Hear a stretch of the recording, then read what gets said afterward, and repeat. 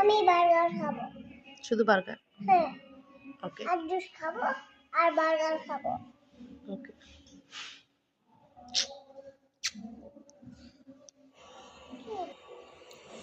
So ওর বায়নাতেই হচ্ছে এখানে আসা।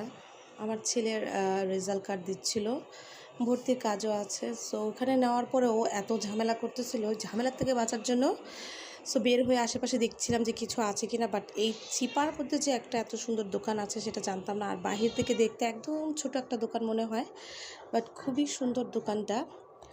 সো গেলাম, যাওয়ার পরে ও তো বললোই বার্গার খাবে। সো আমরা বার্গার অর্ডার দিই। মিনি মিনি বার্গার থাকে, মিনি বার্গার নামটাই, বাট ভালোই চিকেন দেওয়া ছিল আর খুবই খুবই টেস্ট ছিল। মানে সাইজ অনুযায়ী আমি ভাবছিলাম হয়তো অত টেস্ট হবে না, বাট খুব মজা ছিল। আর জায়গাটাও হচ্ছে একদম রফিকুল স্কুলের পিছনে, একদম একটা চিপার মধ্যে। কেউ মানে যারা ওখানে থাকে তারাই জানবে শুধু।